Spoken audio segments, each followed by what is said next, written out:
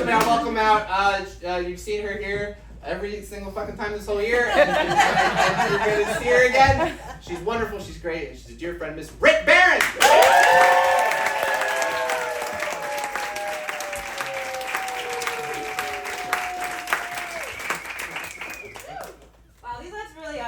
I really can't see anything, so maybe there's no one out there. That's helpful. My dad's here tonight. It's good to be a part of a family. It's great having friends. Having friends is kind of wild, though, because having friends is kind of wild. Do you ever have that friend that every time they call you and they tell you a story, like, they are absolutely the problem? Like, they are absolutely dead wrong, but, like, that's your friend, so you kind of just go with it?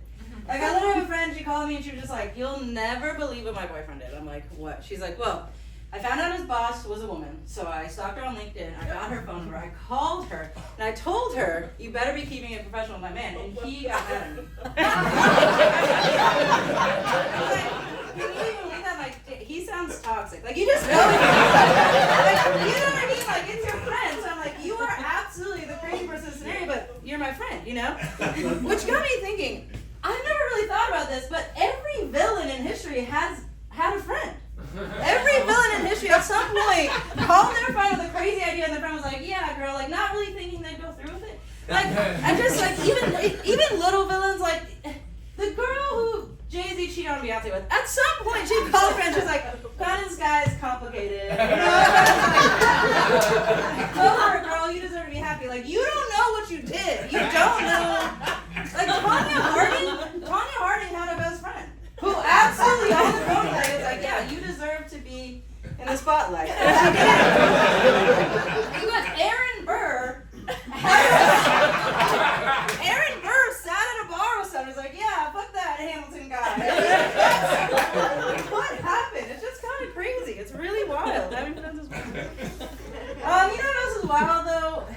The 90s. Who was around for the 90s and not born in, by the way. Around in, okay? The 90s are wild. How I know they're wild, first of all, is like half of the snacks we had, they're just banned. They're like illegal. Like you'll never see another Surge soda in your entire life. But another thing that was really big in the 90s is, does anyone remember American Girl dolls? Yeah, American Girl dolls. American Girl dolls were wild, okay? Because they weren't just a doll, okay? They had a backstory of characters. Each doll came with like a chapter book. They came with like accessories, like to their crafts and their interests. And 99% of the American Girl dolls, they looked like sorority girls in the South. It was the 90s. That's what it was. But someone in the American Girls headquarters was like, no. Like it's the 90s. Like let's do a little diversity. Like let's do a little diversity. It's the 90s. So all the American Girl dolls except for three. Okay, there's three. There's Samantha. She had glasses. Huge step forward for diversity and inclusion in the 90s. Okay. There's another one. She played soccer. Okay, she was a lesbian gateway doll. And then there was Addie, man. Addie was one black doll, American Girl doll. And when I tell you, so the girl, you know, like one of the girls, Sarah, she loves cats, so you would get like a cat kennel, a cat bed, all that. Another girl loved to read, so you get a bookshelf. Like they came with things, like this little thing. I swear to God, my sister had Addie. Addie's backstory was that she was a runaway slave. You guys, Addie's accessories that she came with was a stick and a knapsack. The crazy thing, this isn't even a joke I wrote. This is not a joke I wrote. I just remembered this the other day and I needed other people to know, like how wild the 90s were. Like she was wearing an apron and a flannel, her like a lantern. It was just so insane that all of these dolls had like this whole like they could have made her anything. Okay, so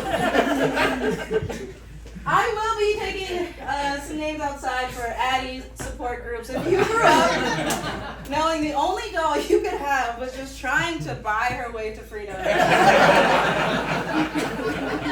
I'm here for you. I'm here for you. You're not the only one. It was the 90s rock. But we've come a long way. We've come a way. We're on our way.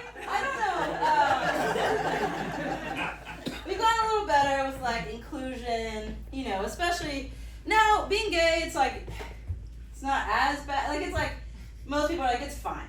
Like, it's fine. I'm not into it, but it's fine. You know, you still get the people who are like, it's not natural, but like, do your thing, you know? But the more I really think about it, the more I look around, I've come full circle the opposite way, and I think that being straight is unnatural. And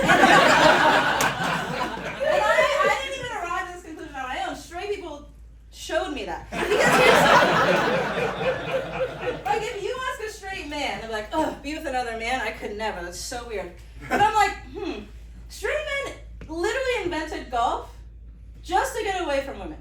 Like, straight men literally, they bought all the parks in the city, and they said, what if we just walked around for 8 hours together in this park that we just crossed off, walked around, and what if we put a restaurant in here too, and what if we had special outfits and we only wear it when we get together?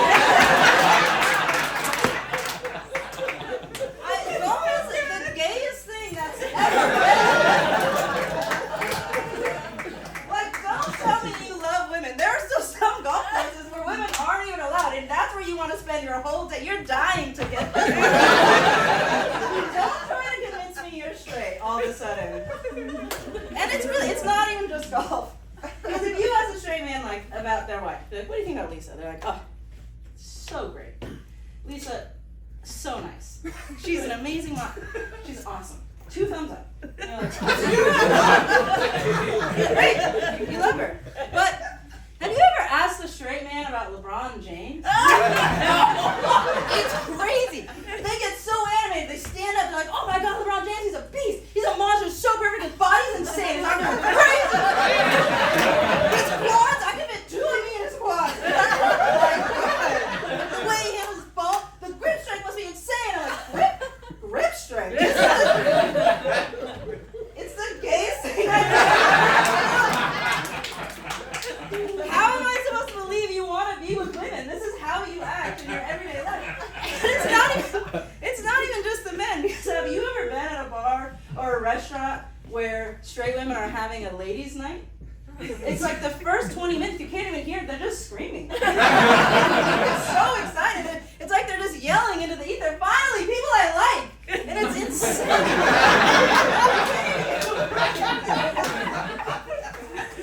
It's not okay, you guys.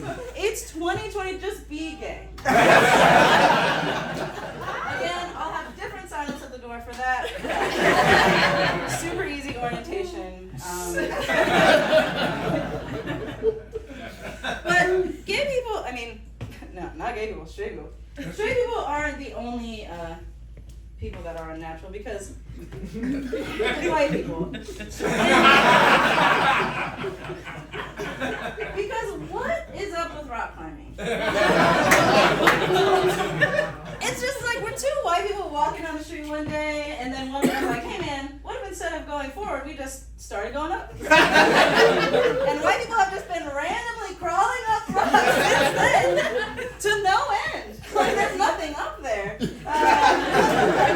yet they do it. It's wild. But when it comes to white people, I'm a firm believer, it's not as much about race as it is money. And let me tell you why. Because I've learned a lot in my life. I've got a lot of white friends and around a lot of white people. Poor white people are so fun. Poor white people. I mean, that is a different kind of fun. If you get invited to a white people party and you show up and it's like, they got a 2-car garage, it's like a perfect lawn, it's like a mansion, it's like, no. You're going to be bored to death. You're going to have the worst night of your life. You're absolutely. But you show up to a white people party and someone is like lying the bed of their truck with a trash bag full of Coors Light. That is going to be the most fun you have ever had in your entire life. I don't know what it is. I don't know what happens. But white people get money, they start playing sports and like cardigans and stuff. It just gets so boring. Which should just be a reminder to us all, never judge a book by its cover, only judge a book by its wallet. I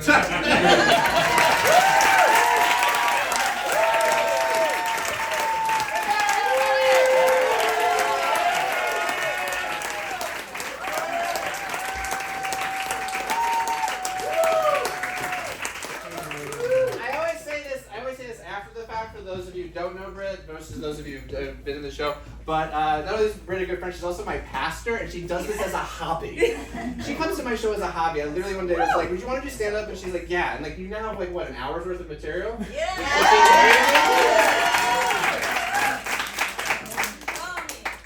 Sometimes the funny people in your life deserve a stage. My friends, the night is called